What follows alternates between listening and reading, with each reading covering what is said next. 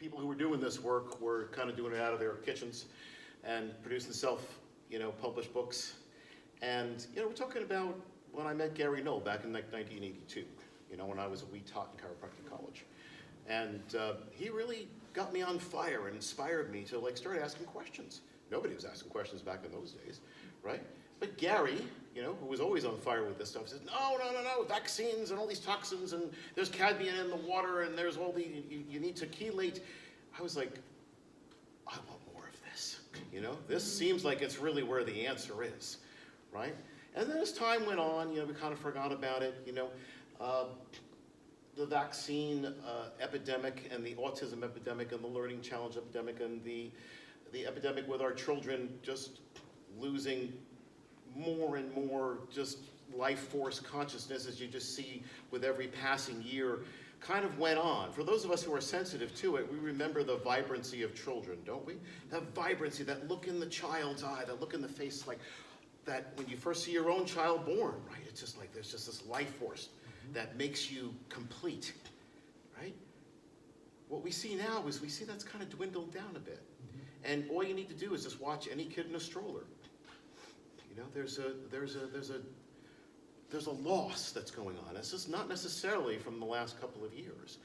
We've been noticing this for a while, and it stimulated me to write Goodbye Germ Theory, okay, back in 1999, because I was all about autism really back in those days, and watching autism, and which is a subclinical form of mental retardation. We don't really call it that anymore, right? But it's when you don't have your full faculty of being able to, connect to spirit, to bring in not only the knowledge that you're learning right now, but the knowledge of the ages which you are connected to just innately as a child, right? And then hopefully we bring that into adulthood if they don't bang that out of us, right? But for those of us who can be intuitive adults and connect to source, through whatever form we train ourselves to do, we're really just connecting back to our childhood.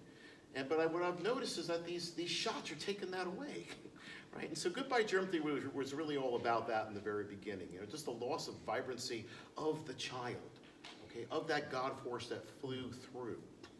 And as I noticed more and more of that happening, I did lectures around the country, and the book sold pretty well, for a while, but it was all groups like this. It was all churches. It was just, mom and pops. It was people coming in, a group like this, and all the way up to, 300-400 people. And the book sold pretty well. It got to be selling so well at one point that, I even had Anderson Cooper show up at one of the lectures, Wow.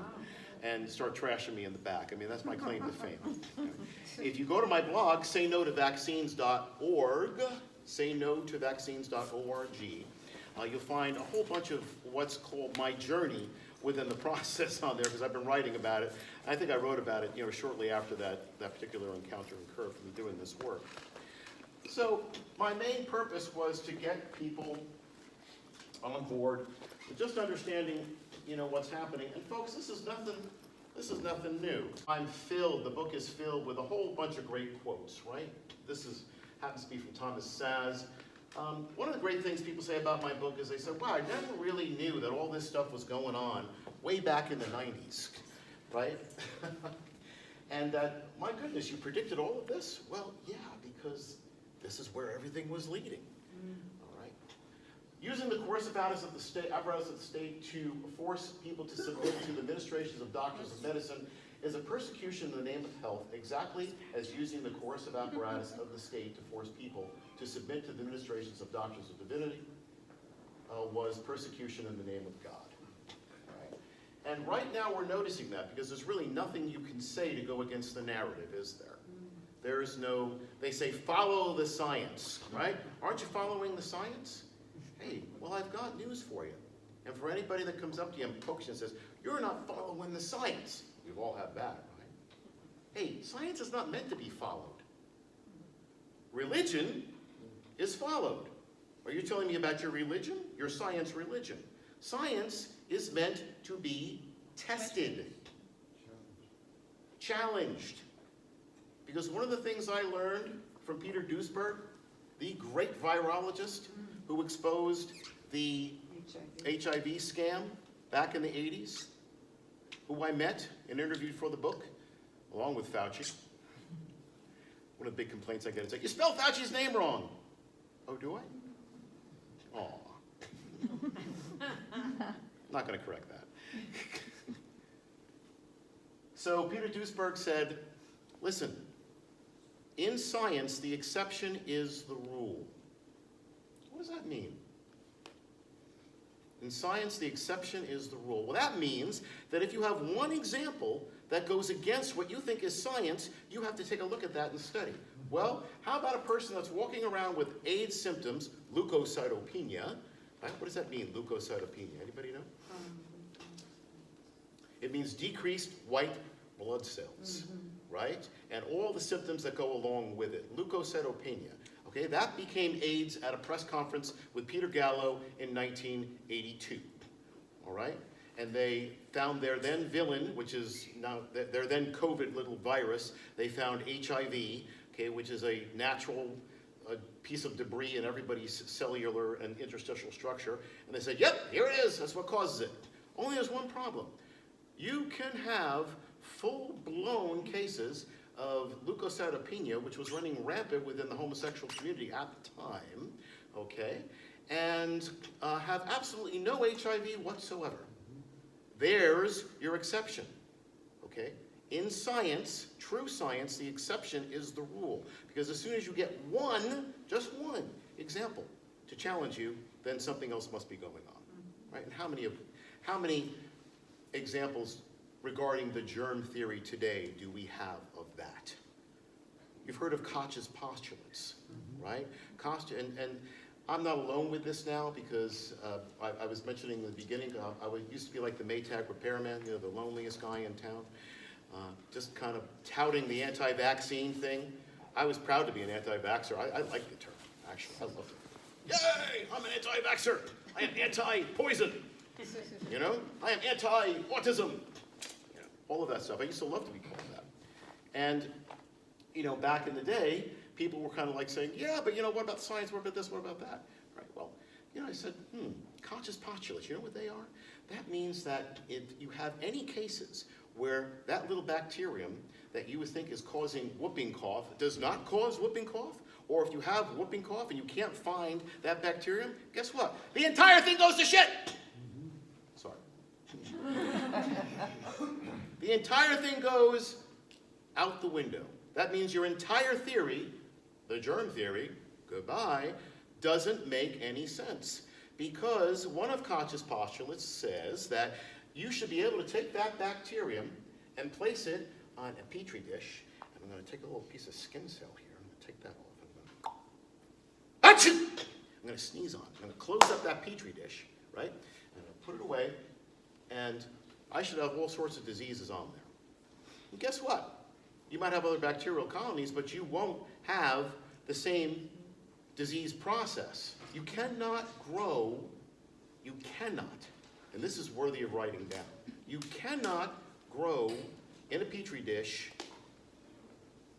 deteriorated material, okay? Bacteria and pathogens, as they say, do not grow on healthy tissue.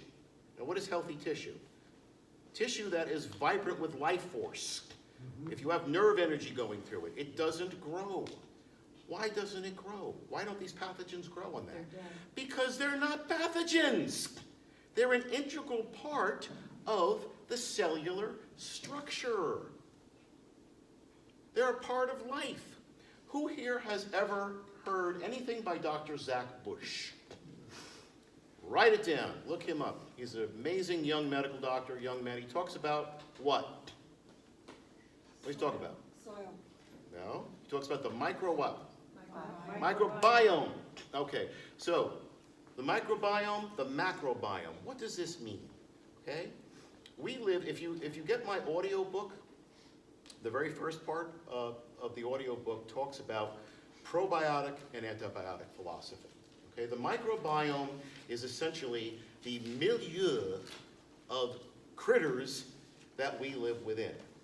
Right? Everybody in here, in this room, is breathing in rickettsia, bacterium, cellular debris, viruses, okay, that are floating around, skin cells with dust mites that are surfing. Catch you waving with it, you know, right up your nose. Okay? Ever heard of tardigrades? Oh, you're breathing in them too. Little animals, tardigrades. You ever see a tardigrade? They're so cool. They look like little bears. And they got claws and everything like that. Okay? And they're floating around this atmosphere right now, and you're breathing them in, you're breathing them out. This is the microbiome. You exist within that. Human beings evolved from this milieu of gunk. And guess what? We have it in us. Every single cell has a powerhouse. And if you remember your microbiology, cellular biology, who wants to tell me what the powerhouse of the cell is? Mitochondria. Mitochondria. And what are mitochondria really? Organelles. They're an organelle. What do they look like? Who said it? Yes, Adrian. They're bacteria. They're the same size as bacteria. They have genetic material. Okay. Oh, well, gee, maybe at some point in time when the eukaryotic cell was forming and you got this membrane around there, maybe a couple of bacteria got together and said, hey, it would be a pretty good idea if we made some energy. Hey, lysosomes, get over here. Let's create an endoplasmic reticulum and a nucleus and DNA, come on. Let's get that going together. You know, next thing you know, you got 1,000 years going and you have a eukaryotic cell. It's this brand new invention. Wow. The bacteria said, oh, look where we're living. This is great. We've got a nucleus that's like, you know, got all this cool stuff going on in it.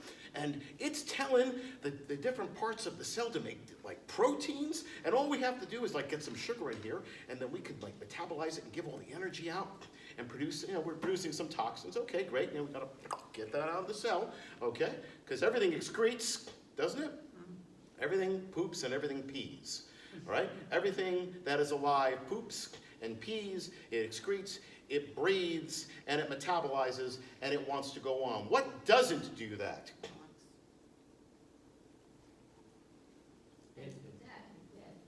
Anything that's dead. What's dead? Viruses. You're breathing them in all the time. They're not alive, ladies and gentlemen. And if they're not alive, that means they don't replicate.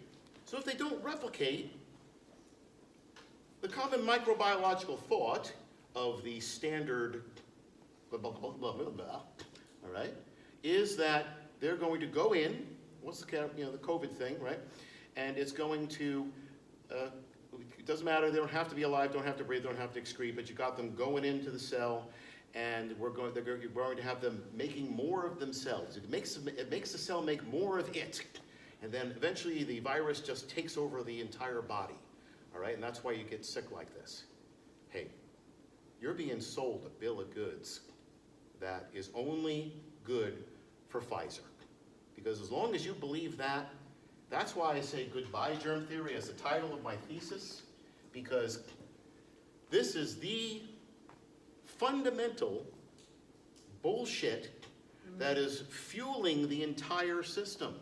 Once you understand that you live in a microbiome, once you understand that what a virus is nothing more than a piece of cellular membrane that has shattered, that has a piece of DNA stuck to it, and maybe now a manufactured toxic spike protein, okay, that can cause trouble with your body. We'll talk about that later, all right? But these things are around you constantly.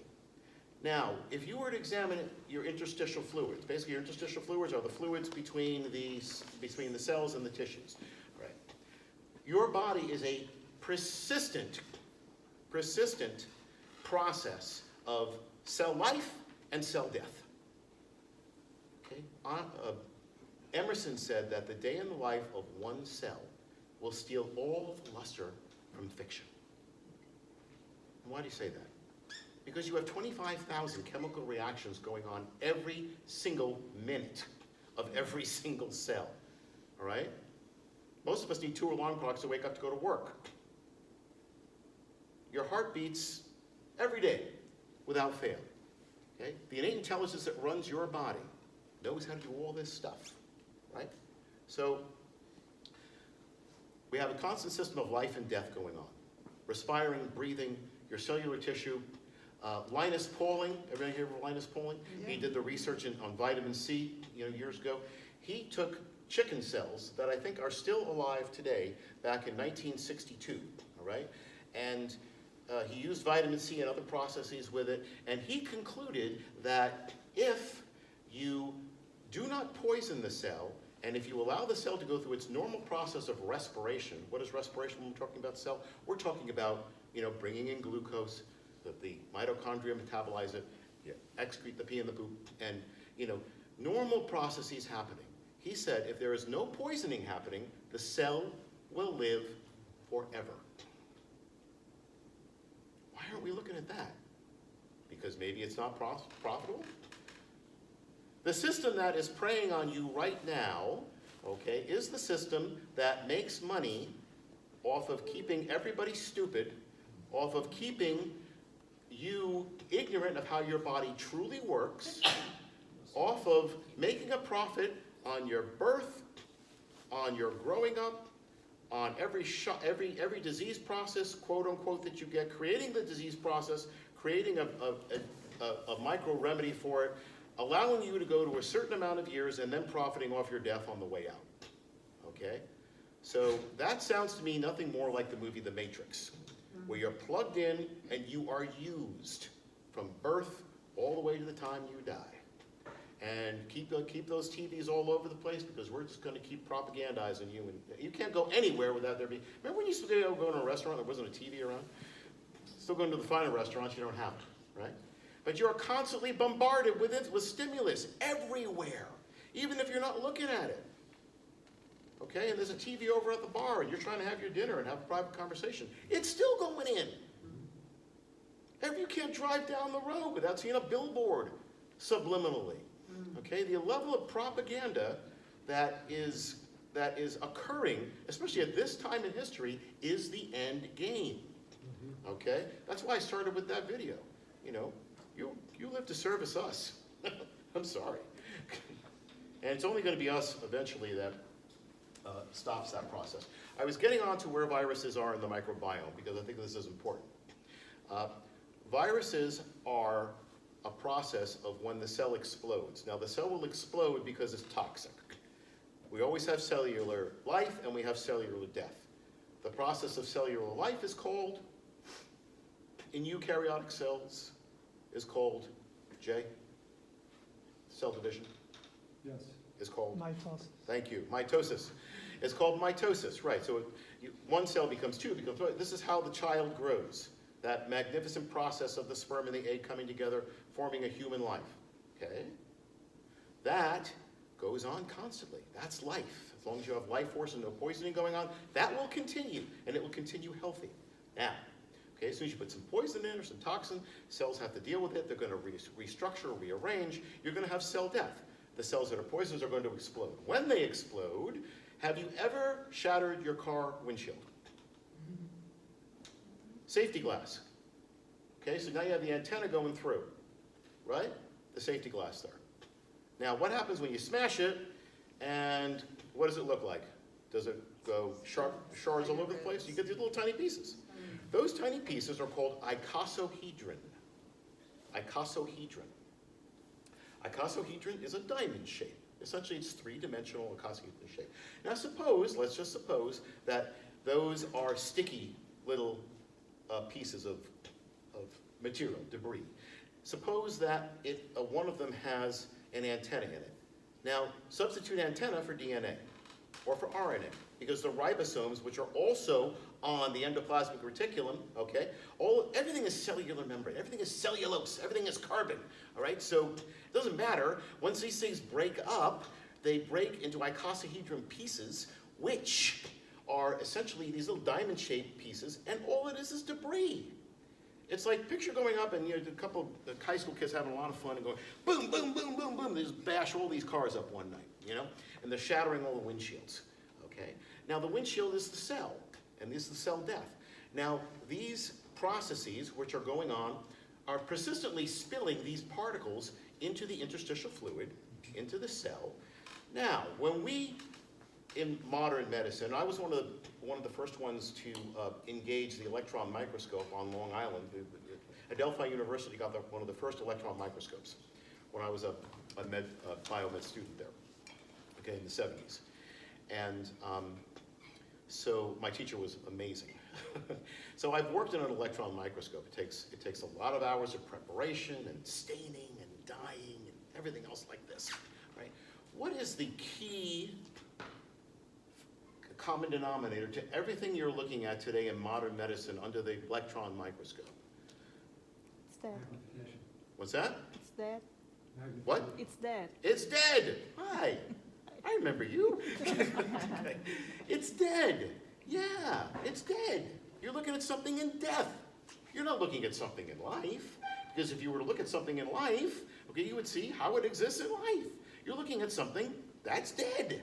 You can't understand how it functions in life or how it functions to produce health if you're looking at something that's dead. Okay?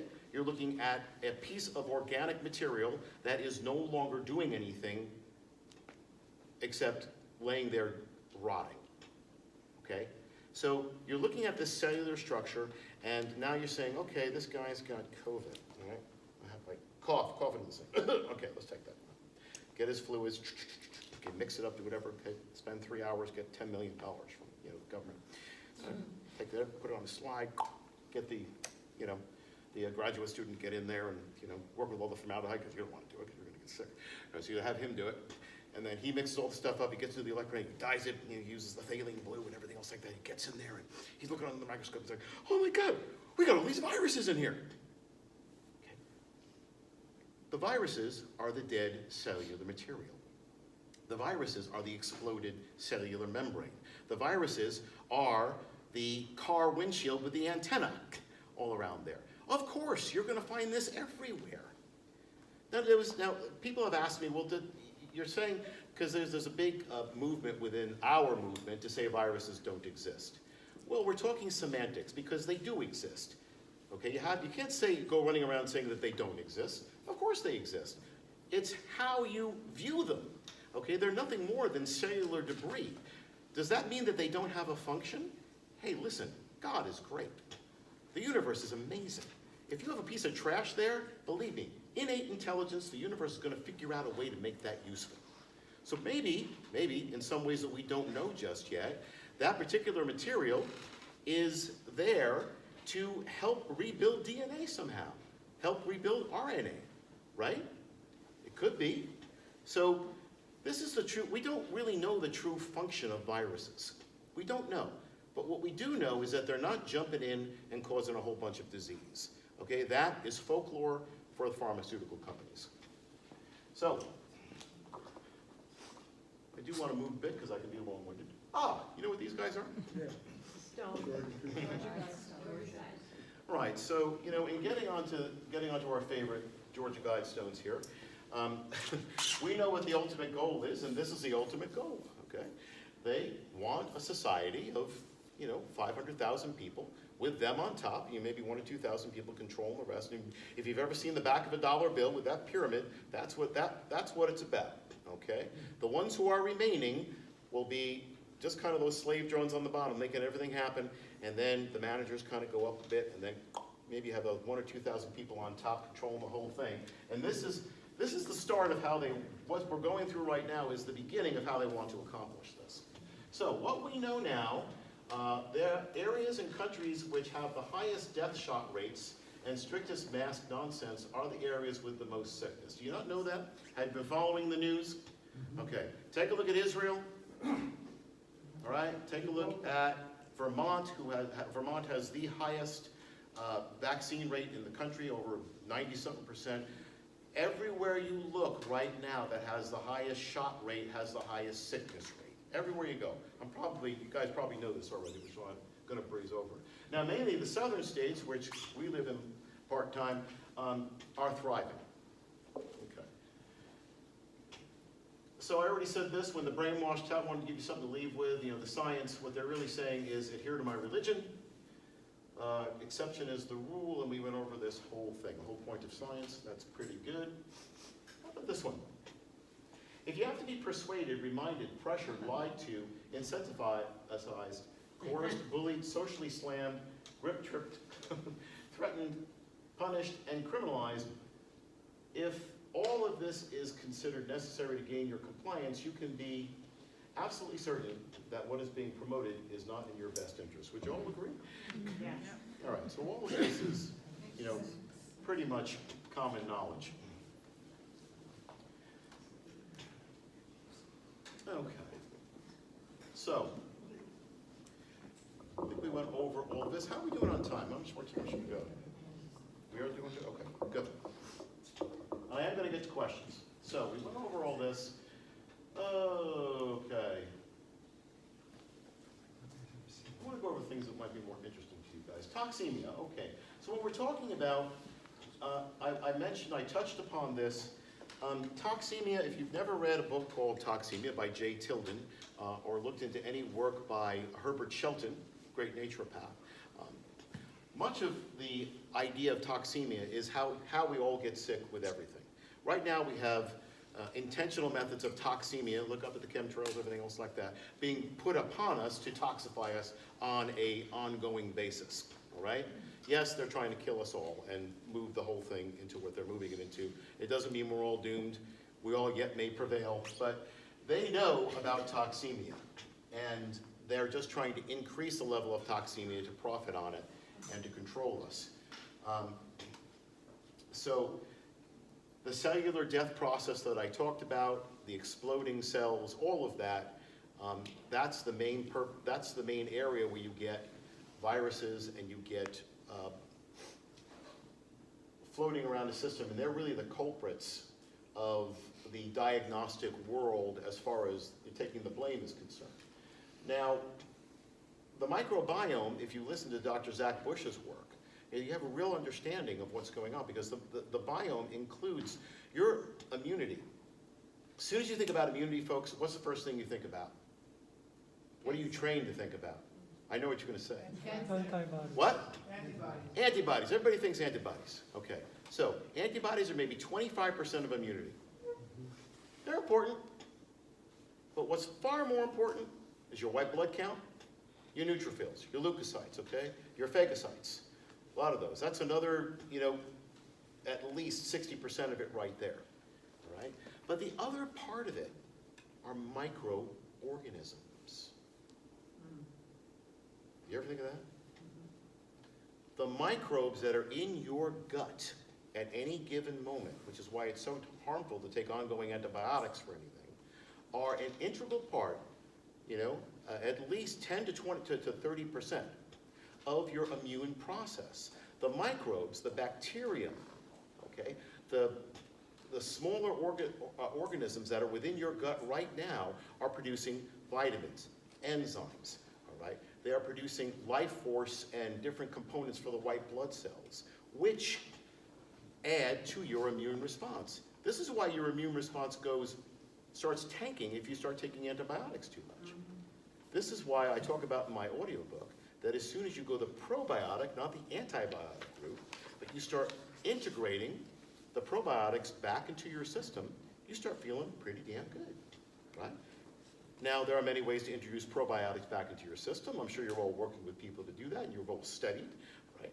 But the probiotic approach is what's going to save the human race. The understanding of the biome and the understanding that we're all an integral part. You cannot kill a part of yourself off and expect to be healthy.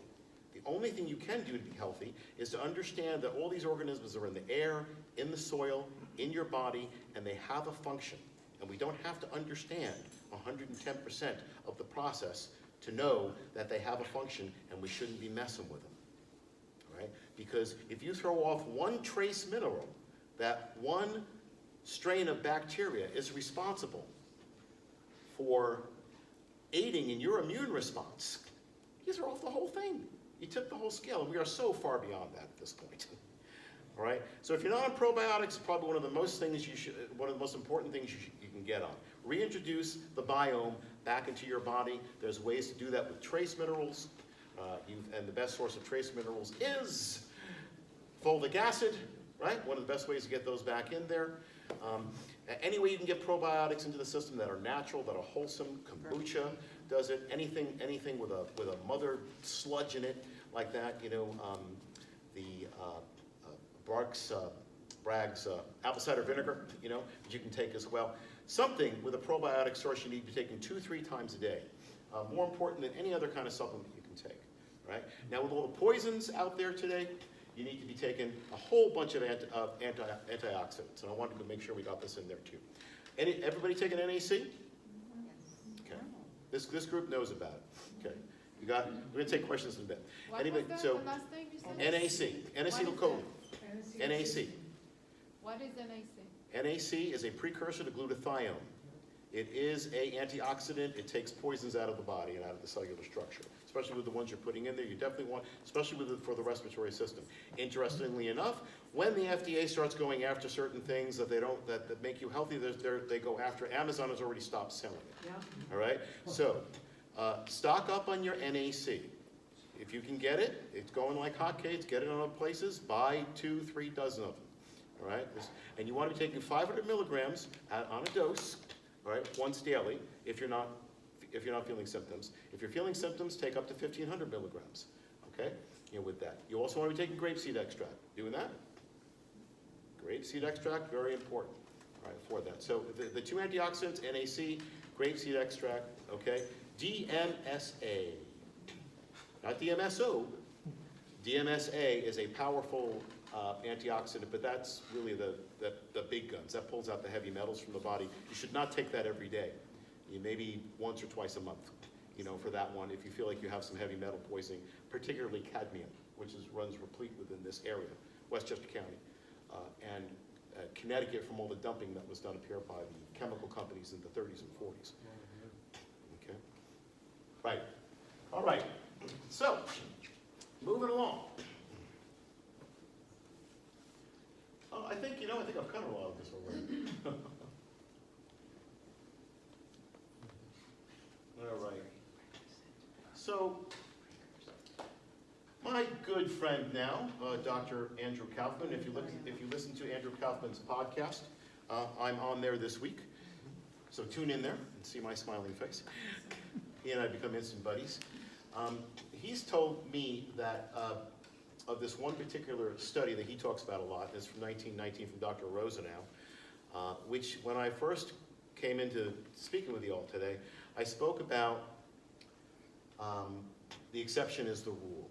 And in 1919, the Rosenau Institute did a study about, well, you know, if somebody can sneeze in your face and cough in your general direction and cause you to get sick, and if you can turn a door handle and get sick in this way, if this is the main way to get sick, then we should really study this. So they've done it way back when. And they actually took the sputum of infected, sick people, tuberculosis, everything, all the nasty stuff you can think of, pneumonia, all right? And they did a study in a hospital. And they mixed up the sputum and they fed it to soldiers. Isn't that lovely? How would you like to have some sputum today? And so, guess what happened? Nothing. All right? In science, the exception is the rule. I have that for you. Get on, when Julia's taken your name, we're going to be putting out a lot of stuff through email, through the church that we have.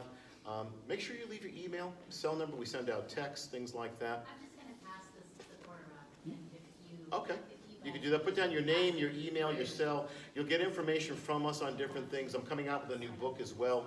And you'll be able to be on at least the mailing list when you're there. What was the name of that study again? I don't know the name, but I'll send it to you. Oh.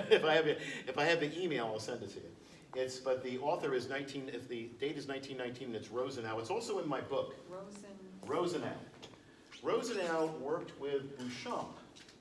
Here we go. He's up there. Right? 1878, good. Wow, getting right on track. So Rosenau was going and compounding on a scientist called Pierre-Antoine Bouchon. Anybody heard of him? Yes. Yeah. Okay, so this group is astute. Bouchon was all about terrain theory. Okay, essentially, it is not. It's all about the microbiome. We've already talked about that. But how did he do it? Which is really interesting. I love this stuff. Right? Bouchon was contemporary to Pasteur. All right? Pasteur looked at dead stuff and he worked for the mob. Basically like, hey, we need something to control the population, come up with a germ theory, and he did. Bouchamp was like, yeah, it doesn't really work that way, you know, because he found out that these organisms are endogenous and come from within you and out. They don't come, he was the first one to say they're not exogenous. They don't jump on you and cause disease. These come from within you and they're forming some sort of purpose. And what the purpose is they're saporophoric. That means that they are garbage eaters, okay? That's probably what they're doing, and they're helping your immunity. Now, how smart is it to blame the rats for the garbage on the street when there's a garbage strike? Same thing as blaming viruses for the disease process that you have, that you're experiencing at this point, right? It's not the rats' fault. The rats are there doing their job. So are the flies and everything else. They're there to decompose dead organic matter. When you have dead organic matter in your body, the microbes are going to come on out and start eating it up, start breaking it down so that the cell and the system can go on. This is what Bouchamp found by forming, and he and Royal Ray Rife, okay, we probably also heard of, formed these astounding microscopes, which are still around today, and they were compounded upon by a Canadian named Gaston Naissance. Look up Gaston Naissance. He was persecuted for doing this work up in Canada, all right? Persecuted like crazy. It's called, actually, the book is called The Persecution of Gaston Naissance, Naissens, all right? But Gaston Naissance, with the 70s and the 80s, compounded upon Bouchamp's work by making these quartz crystal microscopes. And the quartz crystal microscopes looked at things which are alive. So now you take the interstitial fluid and you're looking at the entire fantastic world of microbiome happening right in front of your eyes, the magic of life happening. That's why I said, what are you doing when you're looking at the electron microscope? You're looking at dead stuff. Hey, isn't it better to look at live stuff? When I was in med school, I couldn't stand going to that dead lab. You know, because you're looking at dead bodies that are filled with formaldehyde that are causing cancer while people are trying to breathe. Then you need to wear a mask when you're in that thing. I never went. Okay, it's much better to look at anatomy through a book. You know, learn it that way. I hated Dead Lab. Remember Dead Lab? You know, they got it when you were, I learned a lot. when we were just exiting. I couldn't stand it. I couldn't stand the smell. My eyes would burn, everything else like that. But, you know, so you know, you're looking at dead things. How about looking at live things? And this is what Bouchamp came up with. With these particular microscopes, in the beginning of Rosenau, his institute in 1921, came up with a whole bunch of articles called the New Microscopes. And the New Microscopes were all about these quartz crystal microscopes that are able, under dark field microscopy, which you've probably all heard of, which are still around today with certain doctors, you're able to see how the processes of life work. And from there, all of this study on the terrain theory, you know, came through. We're then able to know that, you know, we see right from the milieu of your cellular structure, microorganisms originate.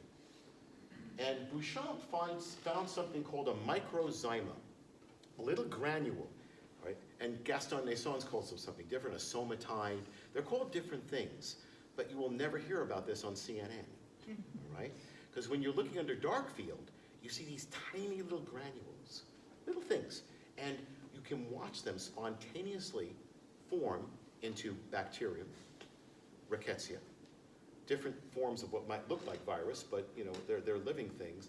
Fungi, they're pleomorphic. They change shape. And depending on what the milieu of the organism needs at that point, but they come from within, you see? So when you're taking an antibiotic, which means what? What does antibiotic mean?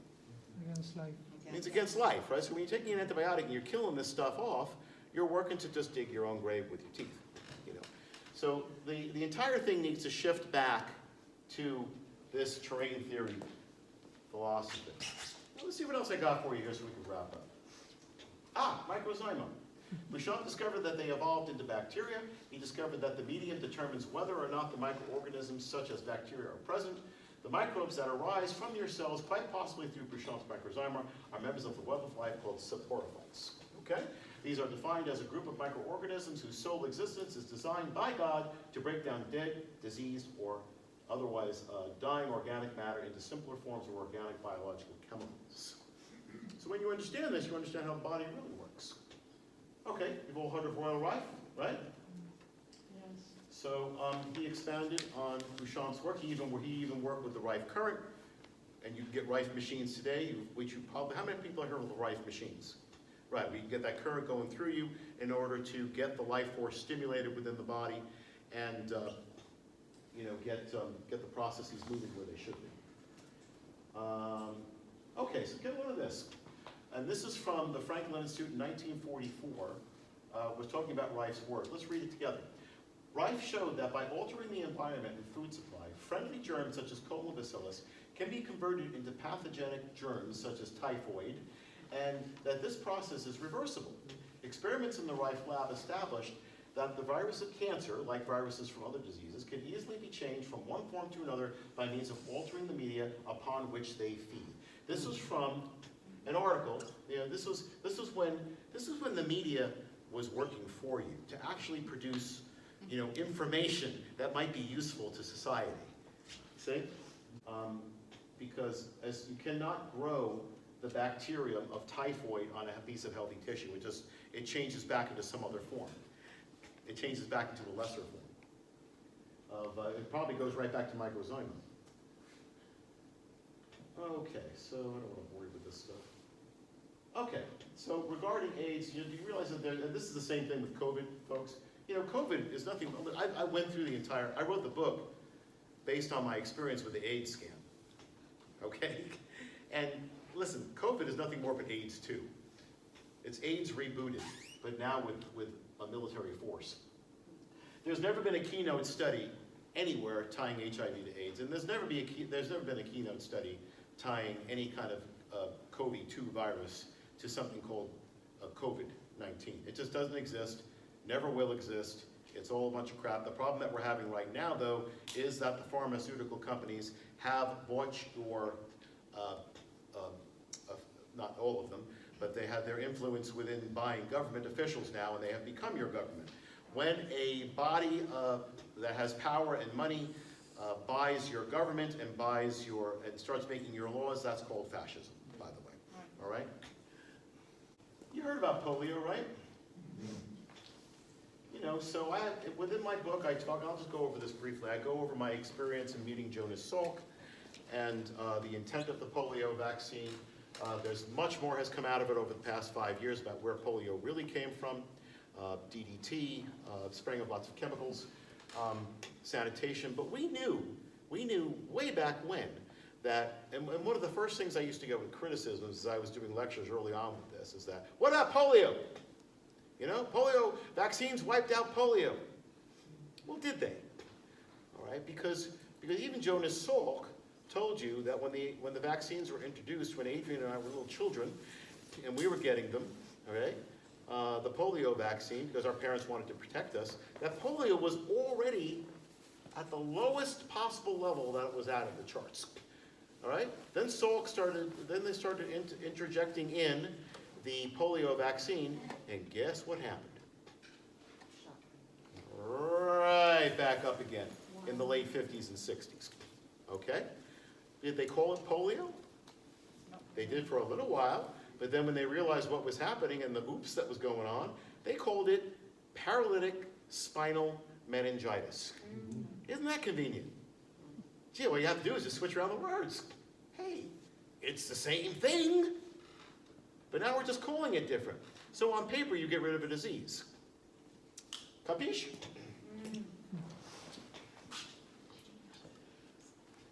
I believe that more than 90% of modern medicine could disappear from the face of the earth, doctor, hospital, drug, and equipment, and the effect of our health would be immediate and beneficial, by Robert Mendelsohn. If you haven't read Confessions of a Medical Heretic, this is a good human being. And he's got a number of different books out there that are fabulous to read. There was talk about when all of the healthcare workers were being fired. They were saying, the hospitals are all going to shut down. I immediately thought about this quote. Okay, so just a tiny bit about law. All right. So you have religious exemptions. We're going to finish up with this. Okay? You have religious exemptions. So I spent a lot of time studying constitutional law. I am not a lawyer, but I have 3 uncles and a brother who is. And the thing about law is that you have to understand your rights. You have to understand the law. If you don't understand the law, if you don't understand your rights, guess what? You don't have any, especially in today's world. Because with the Constitution hanging by a thread, as it is right now, all right, and with them trying to take it away in every single aspect of your life that they're trying to take it away, the only thing that's going to save it now, folks, is by us standing up and say, you can't do that. No, you can't do that. You can't do it. You ever notice that they're not teaching the Constitution in schools anymore? Don't teach that, do they? Well, teaching the critical race thing, this and that, white people need bad, all this kind of stuff. Communism is groovy, you know? That's what they're teaching right now, all right? To our own daughter, you know, is coming home with stuff like that. And they're just, you know, especially at all the colleges. Not teaching the Constitution too much, because they don't want you to know the basics of the Bill of Rights and of the freedoms that are portrayed within there. And the way that it relates to you right now is that you cannot have your rights taken away unless you acquiesce your rights, unless you give the rights away. Okay? And you can give your rights away by somebody essentially telling you, hey, guess what?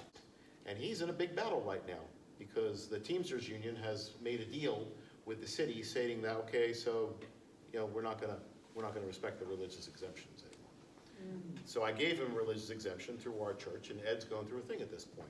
But now that the Fifth Circuit Court, okay, has said, sorry, that mandate, we're not going to respect that mandate until you actually bring in some constitutional arguments in here, okay, which was a godsend. Okay, so now the entire thing is halted in case you didn't know, okay? OSHA can't do a damn thing until the courts now have the argument. It'd be crazy if they brought that argument in because you still have a constitution, all right? You have religious freedom. Do you need to join my church in order to get that religious freedom? No, you don't. My church makes it easier, okay? You can show them a piece of paper, say, see, I belong to this religion. Here are the tenets. It says vaccines are, you know, they're forbidden. The particular tenets say you can't do it. All right, it makes things easier to have the process go along, but you don't need to do that. Your religious beliefs, according to the Constitution, are you can believe that there is a man that makes cheese on the moon, all right? And he talks to you in your ear, and he told you, all right, that vaccines are bad. And guess what? You don't even have to tell people that. It is my firm religious belief that these are not what God wants me to do. Period. Period. That is it. But they will dance around that like you wouldn't believe. What they're doing right now is they're making people show, yeah, you took an aspirin, I saw you. Hey, didn't you take antibiotics last year? Yeah. Did you get the flu shot 3 years ago? You got the flu shot, didn't you? I changed my religious beliefs an hour ago. So, boom! They have no reason, they have no right to ask you anything about your religious beliefs, and that's where it starts. And the other thing you have to understand are the courts and the Constitution supports every single human being living under the Constitution of the United States, every single citizen, with understanding that no state of emergency takes the Constitution and throws it out. They do this in every single town hall, all right? They do it in Stamford, Connecticut, where we live part-time. Okay, they do it everywhere. They say, you know, you gotta wear these masks now, you know, because it's a state of emergency, okay? The courts have already upheld this. The most famous case is Marbury versus Madison, okay, which the court was very clear, and there are several, by the way, but the courts were very clear that there is never a state of any emergency whatsoever that can take the Constitution and make you lose your rights. So remember that, okay? And there are people, I'm doing this work, my church does this work, and it can help you. But if you study yourself and learn how to get good with the paperwork, You could do this all on your own. Now, one of the great things that people like about my book is that in the back of it is a whole law section. The last chapter is called We're from the Government, and We're Here to Help You. And it's got a whole bunch of legal forms. The audio book does not have it, okay, but the paperback does.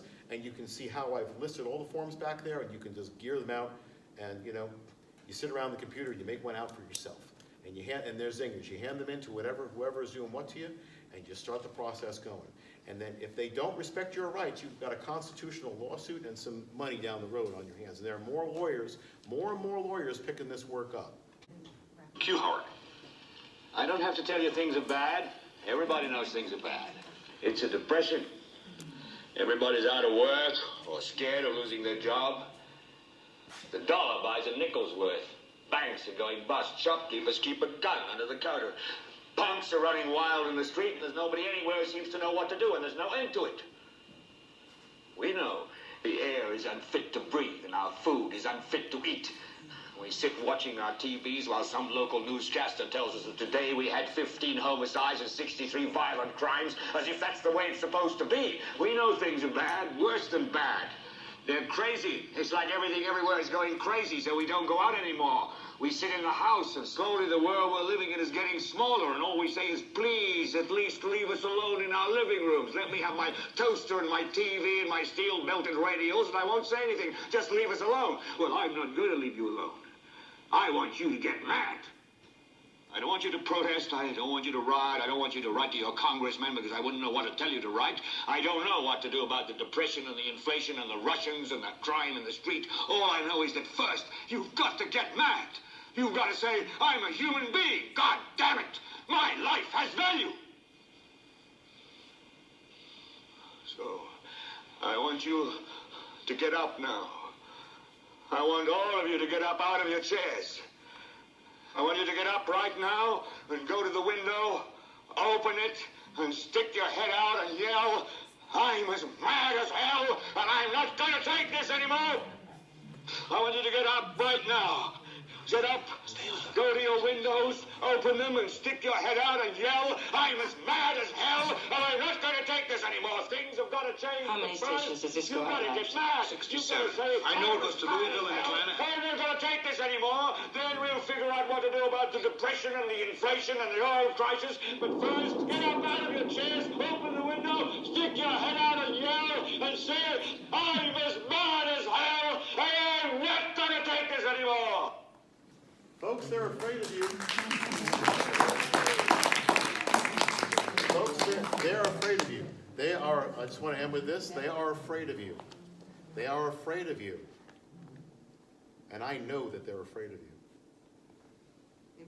And if you believe in innate intelligence, you believe in that life force that takes a little seed and you put it in the ground and it forms a tree from it.